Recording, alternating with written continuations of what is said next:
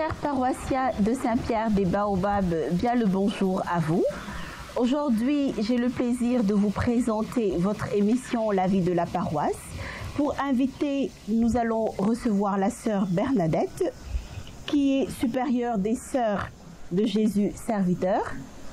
Sœur Bernadette, bonjour. Bonjour. C'est un plaisir de vous recevoir sur ce plateau. Merci. Sœur Bernadette, vous êtes supérieure des sœurs de Jésus serviteur. Que pouvez-vous ajouter à votre présentation? Voilà, je suis donc responsable locale de cette communauté qui est basée à Sacré-Cœur 1. Nous sommes là depuis pas très longtemps puisque la communauté est arrivée en 2003 sur la paroisse. Quand je suis arrivée, j'étais sœur du Saint-Sacrement puisque nous avons en fait fondé une nouvelle congrégation par le regroupement, l'union de 5 congrégations. Donc je suis entrée en 1959 dans la congrégation des Sœurs du Saint-Sacrement en France, à Autun. La formation que j'ai reçue était une formation pour la petite enfance, comme éducatrice de jeunes enfants. Et du coup, je suis restée toujours avec les petits enfants. J'ai d'abord été en école maternelle, puis j'ai travaillé 15 ans dans une crèche en France. Là, on m'a appelée à venir au Sénégal. J'étais donc appelée à Ziguinchor, où j'ai aussi accompagné nos préscolaires. J'étais directrice actuellement de 2 établissements préscolaires. Et en 2004, la conférence des supérieurs majeurs m'a appelée à être coordinatrice nationale du préscolaire. Donc j'ai dû quitter ma Casamance chérie pour venir rejoindre la communauté ici qui venait de s'installer, puisqu'on était là depuis 2003 et j'ai fait pendant une année la navette et en 2005 on m'a nommée ici.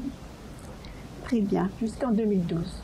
D'accord. Présentez-nous la congrégation des Sœurs de Jésus serviteur. Voilà. Alors notre congrégation donc est récente puisqu'elle a été fondée le décret d'application, le décret de reconnaissance est arrivé le 15 juin 2007 pour la fête du Sacré-Cœur.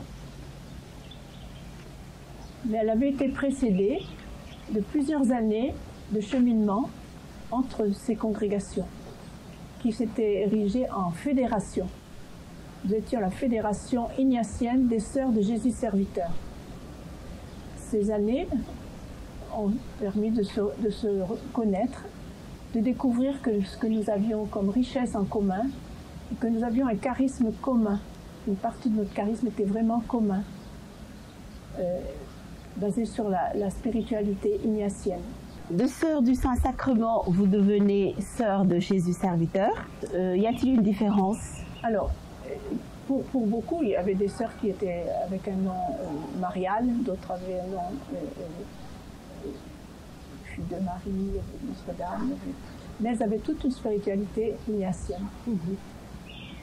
Pour moi, qui étais sœur du Saint-Sacrement, je peux dire que ça rejoignait quelque chose que je sentais depuis longtemps.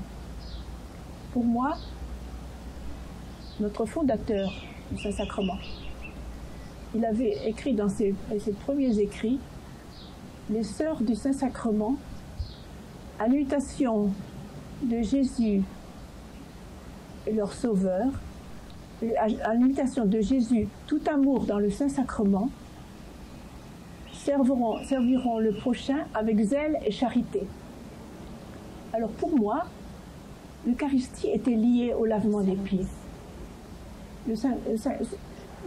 C'était à l'Eucharistie que nous devions puiser ce que Jésus disait et à la Sainte Seine et au lavement des pieds.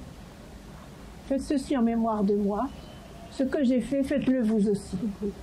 C'était ça qui depuis longtemps, quand j'étais plus jeune, je ressentais cet appel de notre fondateur de cette façon. Alors quand on a reçu ce nom-là, pour moi c'était une grâce. Qu'est-ce que la spiritualité ignatienne? Alors la spiritualité ignatienne, elle est très liée à Saint Ignace, à l'expérience spirituelle de Saint Ignace, qui a, donc quand il s'est converti, il a découvert l'action de l'esprit dans sa vie. Comment le Seigneur le conduisait à partir des mouvements qu'il ressentait en lui-même. Et Ignace était aussi très centré sur le Christ, la contemplation du Christ qui nous permet de petit à petit agir à la manière du Christ. Voilà. Et très tôt, il s'est mis au service de l'Église, au service du pape. Et les compagnons qui l'ont suivi ont eu ce même désir. Sœur Bernadette, quel est votre parcours? Alors, je suis donc entrée au noviciat dans les années 59-61. J'ai fait ma profession en 61. Et j'ai donc été envoyée d'abord aux études religieuses et puis professionnelles. Et après, j'étais 10 ans en école maternelle. Et j'ai toujours eu le souci, là où j'étais, de l'éveil à la foi des tout-petits. Alors, on m'a très vite donné une responsabilité dans le diocèse où j'étais pour animer ce volet-là avec les familles, dans les familles. Au bout de 10 ans, j'ai changé de communauté, j'ai été appelée dans une ville nouvelle. Et au début, je n'avais pas de travail. Et j'ai pu finalement rejoindre un travail dans une crèche municipale. J'ai travaillé pendant 14 ans là. Et j'ai eu le même souci dans la paroisse de réunir les familles des jeunes enfants, des familles chrétiennes qui avaient des jeunes enfants, pour les réunir pour voir comment éveiller les tout petits à la foi. Nous faisions, pour les grandes fêtes, nous faisions des célébrations de tout petits dans une salle. On faisait une fête avec les enfants. On fêtait Noël, on fêtait Pâques, on fêtait le printemps, voilà. Et c'est en 90 que j'ai été appelée à venir au Sénégal. Donc, nous n'étions qu'en Casamance à l'époque. Donc, j'ai été directrice d'un préscolaire. Aussi, j'ai essayé d'animer les maîtresses pour qu'on fasse un éveil de tout petit. Dites-moi, ma sœur, qu'est-ce qui justifie votre présence à Saint-Pierre-des-Baobabs? Alors, quand nous sommes arrivés, la congrégation du Saint-Sacrement est très ancienne au Sénégal. Les sœurs sont arrivées en 1951. Elles ont ouvert l'école des filles, première école de filles en Casamance. Les sœurs du Saint-Sacrement qui sont devenues les sœurs de Jésus serviteur. Voilà. Donc nous avions une communauté à Ziguinchor, puis quelques années plus tard à Tilène, dans le quartier Tilène. Ensuite en brousse à Kabadios, presque vers Kafountine. Et à un certain moment, nous avons eu des vocations, des jeunes, et qui avaient besoin de formation. Les premières sont parties se former en France, mais très vite on s'est rendu compte que ce n'était pas souhaitable de continuer comme ça. Et donc le désir s'est fait sentir qu'elles fassent leurs études à Dakar. Donc ça a été la première motivation de trouver une maison à Dakar pour que les jeunes puissent continuer leurs études. Voilà. Donc, quand nous sommes venus à Dakar, nous avons rencontré le cardinal Sarr, qui nous a bien dit que c'est en même temps qu'il fallait être dans la pastorale. Et en même temps, ça correspondait vraiment à ce que nous souhaitions. Alors, dans la mesure où les sœurs sont disponibles, vous savez, ça tourne beaucoup la communauté. Parce que les études, ça dure 3 ans, 4 ans, puis après elles sont remplacées. Actuellement, ce ne sont pas des étudiants. Si, il y en a une qui est à Saint-Augustin quand même. D'accord. Mais donc, dans la mesure de leur disponibilité, elles sont toujours liées à une activité de la paroisse. À un moment donné, vous étiez très active dans une commission ici à la paroisse qui s'appelle Justice et Paix. Pouvez-vous nous parler de Justice et Paix? Voilà, pour moi, quand j'ai laissé ma responsabilité dans la petite enfance, je voulais m'investir un petit peu plus dans la paroisse. Donc j'ai cherché, je vais prendre 2 activités. J'ai pris le catéchuménat des adultes et Justice et Paix pour être dans une activité plus sociale. Au cœur de la paroisse. Je ne la connaissais pas très bien. Et finalement, quand je suis arrivée, je me suis rendu compte que Justice et Paix, c'était savoir ouvrir les yeux sur son milieu, essayer de découvrir les injustices qui se passent autour de nous. Alors quand je suis arrivée, le groupe avait eu un projet avec le Père Antoine. Ils avaient mobilisé, ils s'étaient rendus compte que les jeunes, il y avait énormément de jeunes au chômage dans la paroisse. Et ils avaient essayé de trouver une piste. Chaque jeune avait été invité à donner son CV et une base de données a été créée. C'était déjà fait quand je suis arrivée. Et comme j'étais disponible pour ça, j'avais un peu de compétences avec l'ordinateur, j'ai pris cette base de données et les demandes arrivaient chez moi. Les employeurs aussi, mais ce qui s'est passé aussi, c'est que quand les employeurs nous demandaient le CV, quelqu'un, on n'avait pas toujours le profil. Et puis quand les jeunes demandaient du travail, on n'avait pas souvent les employeurs qui correspondaient. Il y avait certains postes qui étaient tout le temps demandés. On demandait des employés de maison, des chauffeurs, des gardiens. Et là, ils n'étaient pas très nombreux à ces postes. Oui, dans la bande. Cette base de données, est-ce qu'elle existe toujours? Elle est dans mon ordinateur, mais elle ne fait plus rien.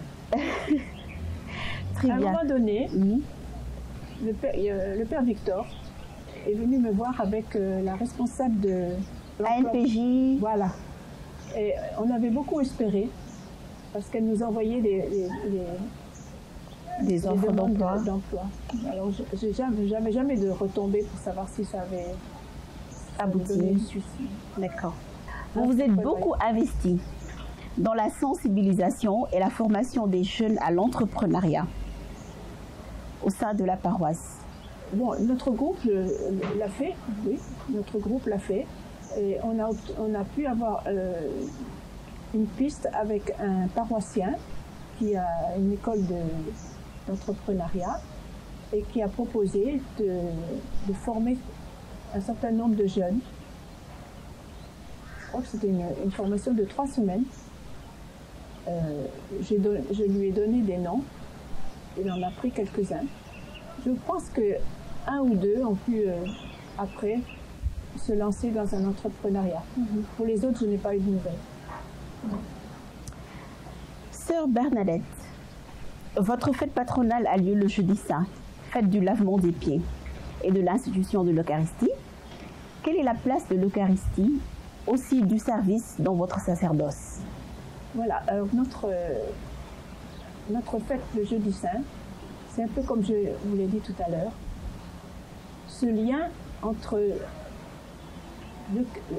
la scène, l'Eucharistie, le soir du jeudi saint, et ce que Saint Jean, qui ne raconte pas, qui ne fait pas de récit de la scène,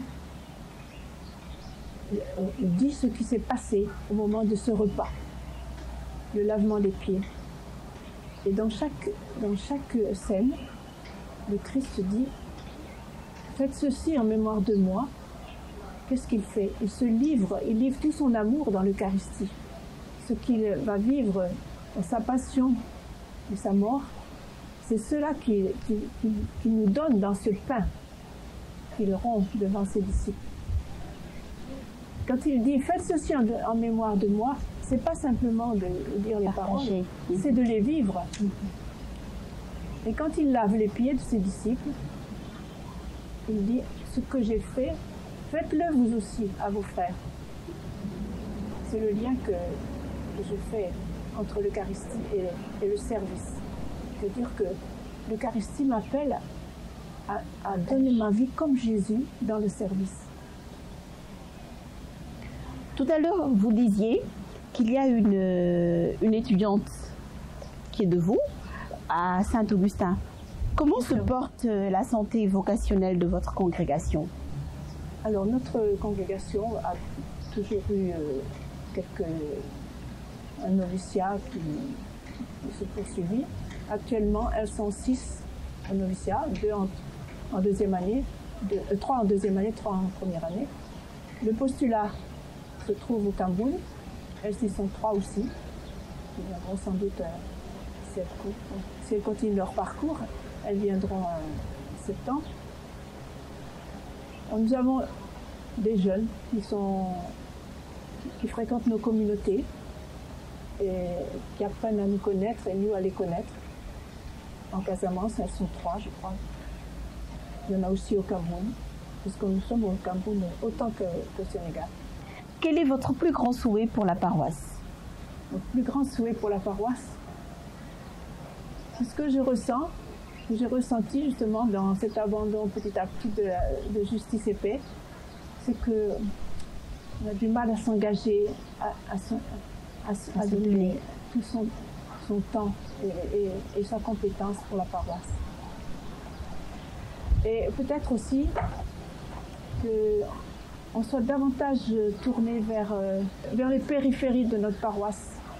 Pas simplement nous, les chrétiens, ensemble, faisons de belles célébrations. Votre dernier mot, sœur Bernadette?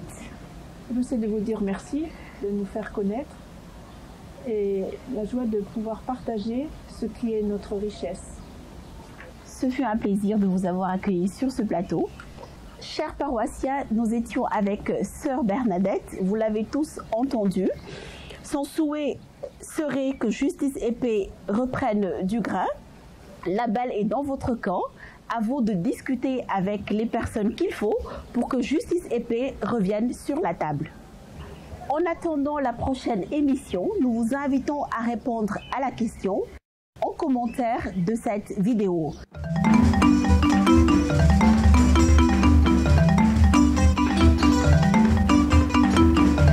Surtout, n'oubliez pas d'aimer, de partager pour nous montrer que vous suivez cette émission qui est la vôtre. Au revoir et à très bientôt.